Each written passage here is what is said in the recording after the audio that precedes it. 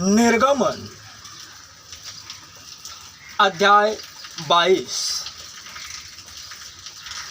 क्षतिपूर्ति संबंधी नियम।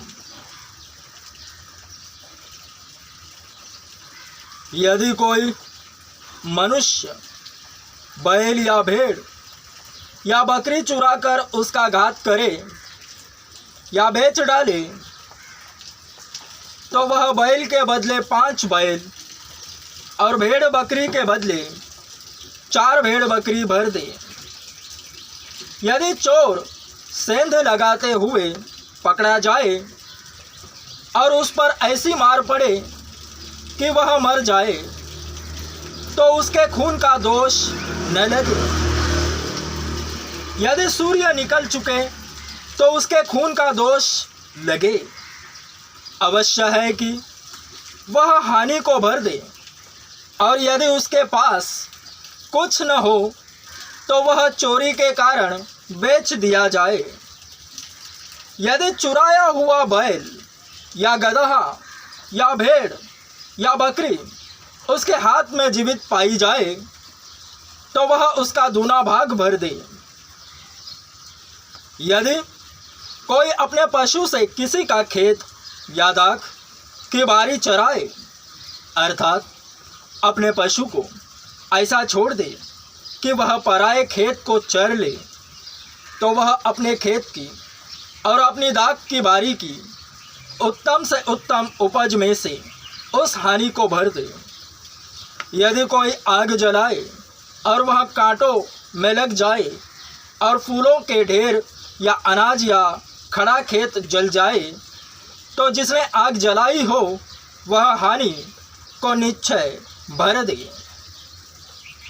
यदि कोई दूसरे के पास रुपये या सामग्री की धरोहर धरे और वह उसके घर से चुराई जाए, तो यदि चोर पकड़ा जाए तो दूना उसी को भर देना पड़ेगा।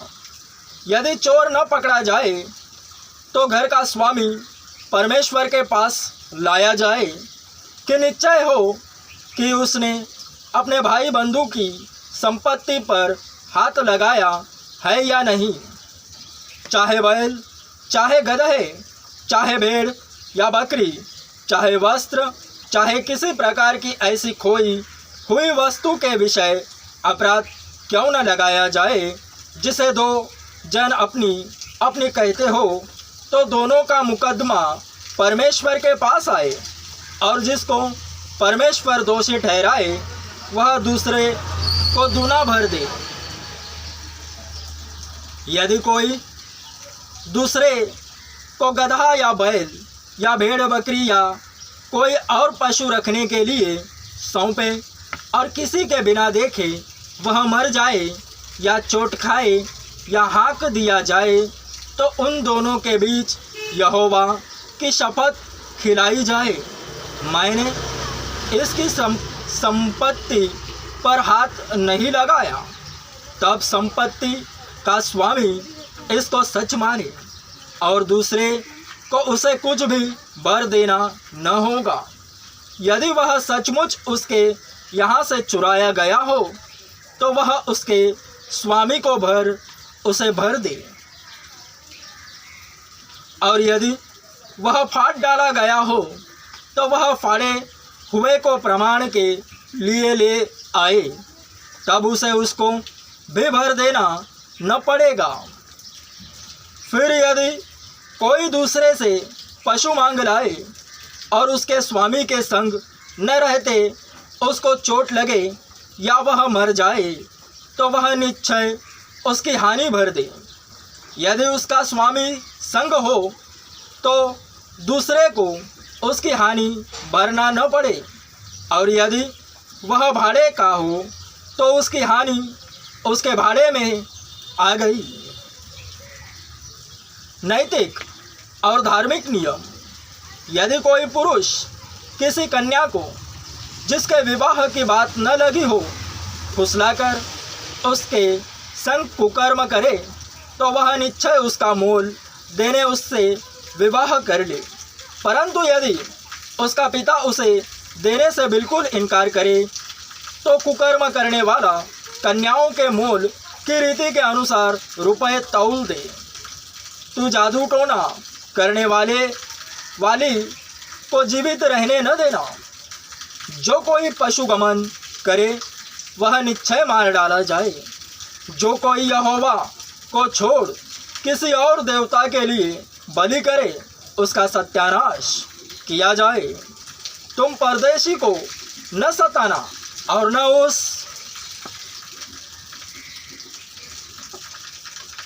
उस पर अंधेर करना, क्योंकि मिस्र देश में तुम भी परदेशी थे। किसी विधवा या अनाथ बालक को दुख न देना। यदि तुम ऐसों को किसी प्रकार का दुख दो और वे मेरी दोहाई दे तो मैं निश्चय उनकी दोहाई सुनूंगा। तब मेरा क्रोध भड़केगा और मैं तुमको तलवार से मरवाऊंगा और तुम्हारी पत्नियां विधवा और तुम्हारे बालक अनाथ हो जाएंगे। यदि तू मेरी प्रजा में से किसी दीन को जो तेरे पास रहता हो रुपए का ऋण दे तो उससे महाजन के समान ब्याज न लेना।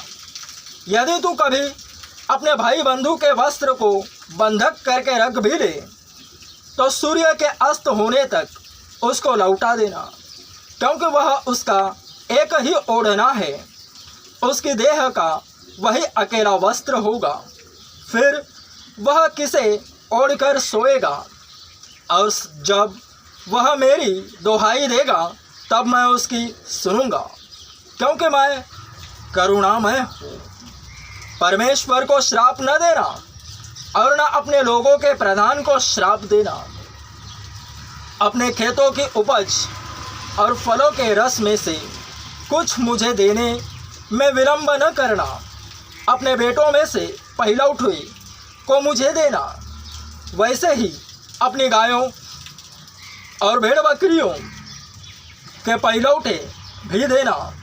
7 दिन तक तो बच्चा अपनी माता के संग रहे और 8वें दिन तो उसे मुझको दे देना। तुम मेरे लिए पवित्र मनुष्य बनना। इस कारण जो पशु मैदान में फाड़ा हुआ पड़ा मिले उसका मांस न खाना, उसको कुत्तों के आगे फेंक देना।